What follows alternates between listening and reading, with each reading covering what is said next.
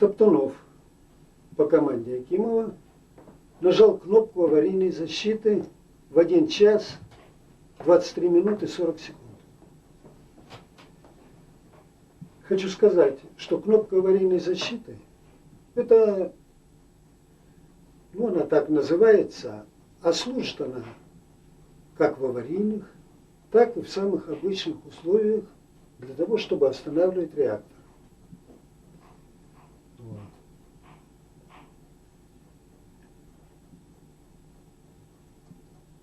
И если до этого все было спокойно, и по разговору между Топтуновым и Акимовым я понял, что никаких вопросов у них нет, потому что когда Акимов сказал «глуши реактор», сам повернулся снова к приборам. Если было бы что-нибудь тревожное, он обязательно подошел к пульту реактора. Вот. Я повернулся тоже наблюдать.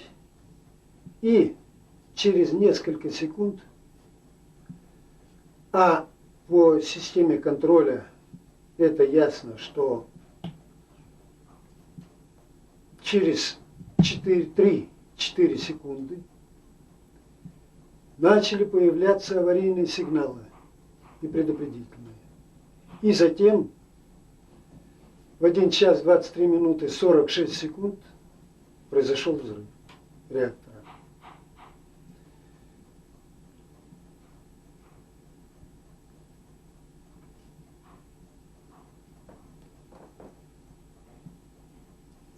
Дальнейшее расследование показало, и сейчас практически все специалисты сходятся на том, что реактор взорвала именно аварийная защита. То есть аварийная защита, которая обязана заглушить реактор в аварийных условиях, уж не говоря о нормальных, в данном случае сработала как запал атомной бомбы. Это парадоксально, это немыслимо, но это так. И сейчас именно все сходятся на этом.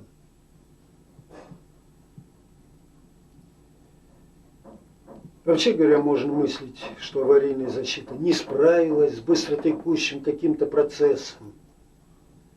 Но чтобы сама аварийная защита взрывала реактор, вот такого и помыслить страшно, даже если помыслить невозможно, и в страшном сне не может это присниться.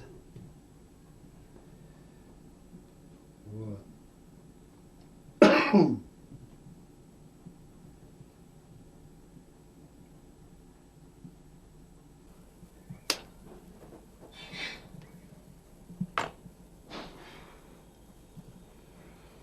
И вот здесь раздался взрыв.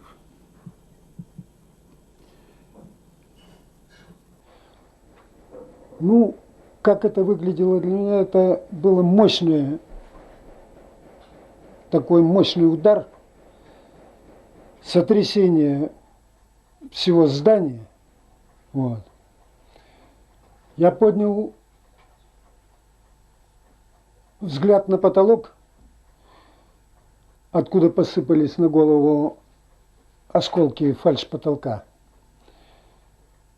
И через секунду буквально, 2, произошел другой взрыв. Вот. Замигали множество аварийных сигналов. Вот. Погас свет. И через короткий промежуток времени зажегся на блочном щите. Первое, что я подумал, что это произошло что-то с деараторами, которые расположены непосредственно над блочным щитом. Деараторы – это такие большие емкости, частично заполненные водой и паром. Поскольку взрыв был очень мощный, то подумал, хлынет горячая вода оттуда на блочный щит управления. Я резко скомандовал всем на резервный пульт управления. Однако все стихло, и команду я отменил. Никто еще не ушел. В дальнейшем на блочном щите не было ни протечек воды, ни протечек пара. Что именно произошло, я, естественно, в то время не мог знать. И не мог предполагать.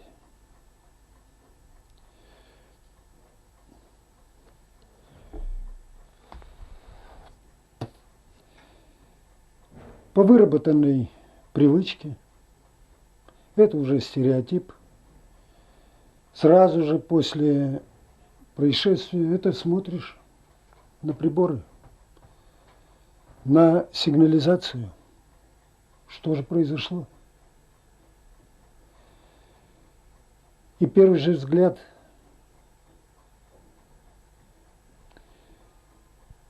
показал, что произошло что-то ужасное. Что это вовсе не авария в обычном смысле слова. Потому что, прямо чуть наискосок от того места, где я стоял, были приборы, показывающие давление в первом контуре. Давление 0. Тогда я пошел вдоль щитов, я осматривал приборы, дошел до приборов, где показывает расход теплоносителя по активной зоне. Тоже 0. Для эксплуатационника это, в общем-то, ясно показывает катастрофу. Потому что давление в первом контуре 0, расхода теплоносителя нет. Это значит, тепловыделяющие элементы, то есть топливные кассеты, не охлаждаются. И через короткое время они расплавятся. Это полный крах.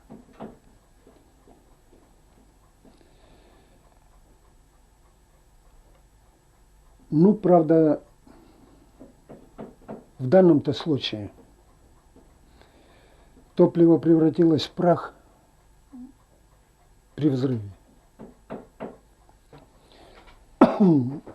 Это, конечно, я после уже узнал, что топливо-то превратилось в прах. А в то время я, безусловно, этого не предполагал.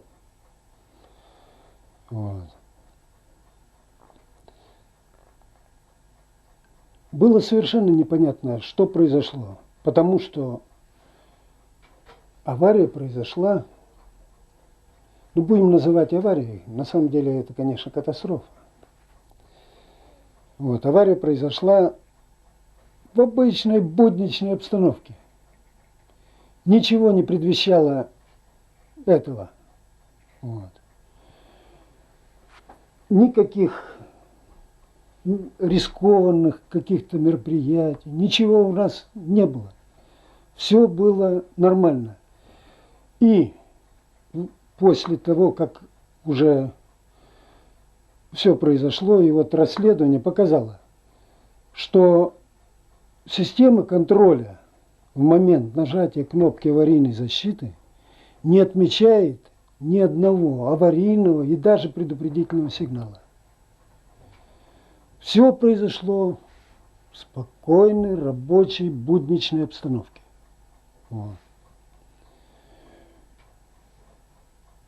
Когда произошел взрыв, никто, собственно, не предполагал и не мог представить, что произошло. Я дошел, когда вдоль щитов с приборами до щита управления реактором. Ребята стоят, растерянные совершенно. А в общем-то, как они и могли, другого и не могло быть. Если оператор нажимает кнопку аварийной защиты, которая должна заглушить реактор в нормальной, спокойной обстановке, и вы вместо этого получаете взрыв, то другого чувства, кроме растерянности, и не может быть. Я не знаю, какой у меня был вид в это время, потому что на себя я со стороны не мог посмотреть. Но чувства свои я помню. Это полное недоумение. Что произошло и почему? Я уже сказал, что разговор Топтунова с Акимовым был совершенно спокойный. Ничего тревожного за 7 секунд до этого взрыва не было. Вот. Когда я взглянул на приборы на щите управления реактором, то, наверное, волосы мои поднялись дыбом. Несмотря на то, что обесточены были муфты управления стержнями аварийной защиты, стержни стоят и находятся в каком-то промежуточном положении, опущенные на 2,5-3 метра. Реактиметр, прибор, который показывает реактивность, показывает положительную величину. А это означает, что мощность реактора должна увеличиваться. И, естественно, у меня это вызвало,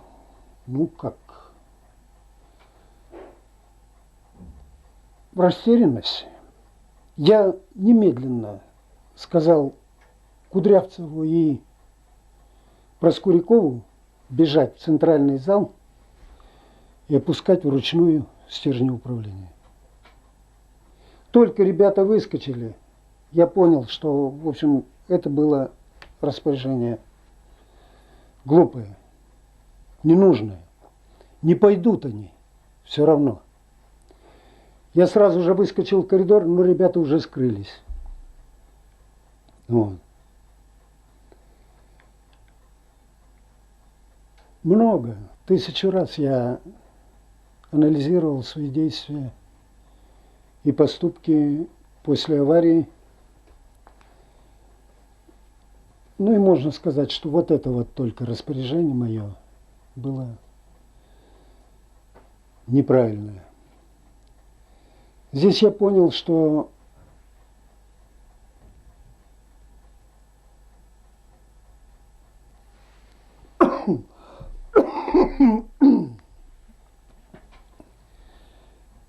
произошло непоправимое.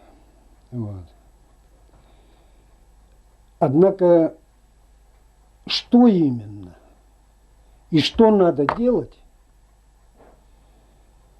ясности не было. Никакой паники среди всех людей, которые находились на блочном щите, это где-то 13-15 человек было. Ничего я не наблюдал и в дальнейшем. Никакой паники среди людей, обслуживающих блок, я не наблюдал. И должен сказать, что 26 апреля ни одного своего распоряжения мне не пришлось повторять дважды. Все выполнялось, если это было возможно. Вот. Оперативный персонал после аварии сделал все возможное,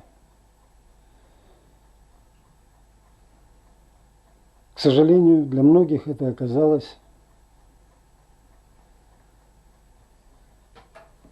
смертельным. Вот.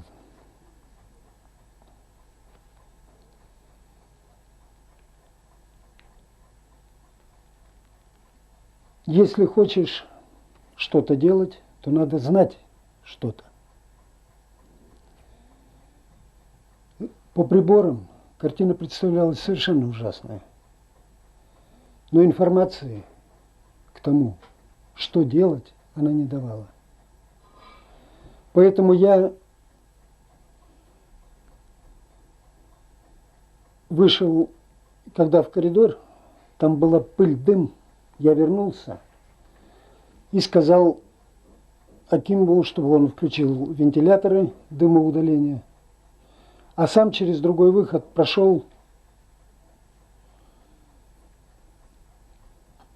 в машинное отделение. Там картина предстала, совершенно ужасная. Часть кровли была обрушена. Плиты частично обрушились и повредили трубопроводы.